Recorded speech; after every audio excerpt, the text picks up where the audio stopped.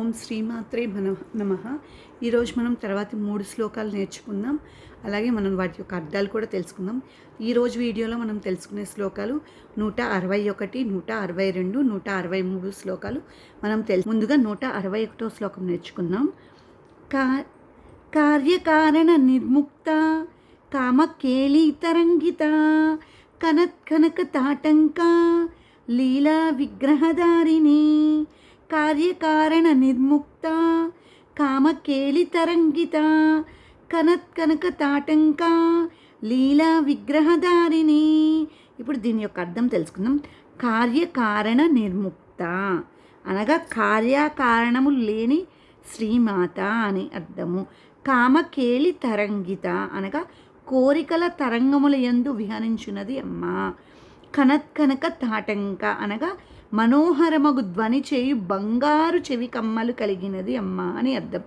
లీలా విగ్రహధారిణి అనగా లీలకై అనాయాసముగా అద్భుత రూపములను ధరించినది అమ్మ అని అర్థం. ఇప్పుడు తర్వాత శ్లోకం నేర్చుకుందాం.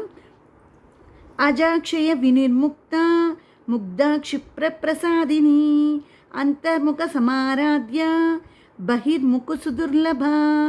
అజాక్షయ వినిర్ముక్త ముగ్ధ క్షిప్ర ప్రసాదిని అంతర్ముఖ సమారాధ్య బహిర్ముఖ సుదుర్లభ. ఇప్పుడు దీని యొక్క అర్థం తెలుసుకుందాం.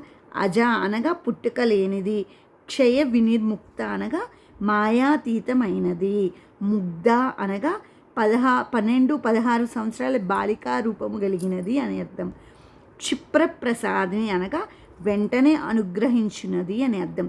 అంతర్ముఖ సమారాధ్య అనగా అంతర్దృష్టి గల యోగులచే ఆరాధింపబడినది. బహిర్ముఖ సుదర్లభ అనగా ప్రాపంచిక దృష్టి కలవారికి లభింపనిది అని అర్థం. ఇప్పుడు తర్వాత శ్లోకం నేర్చుకుని. త్రయీ త్రివర్గ నిలయ త్రిస్తా త్రిపురమాలిని నిరామాయా నిరాలంబ స్వాత్మా రామ సుధాశ్రుతి. త్రయీ త్రివర్గ నిలయ త్రిస్తా త్రిపురమాలిని నిరామాయా నిరాలంబ స్వాత్మా రామ సుధాశ్రుతి. ఇప్పుడు దీని యొక్క అర్థం తెలుసుకుందాం.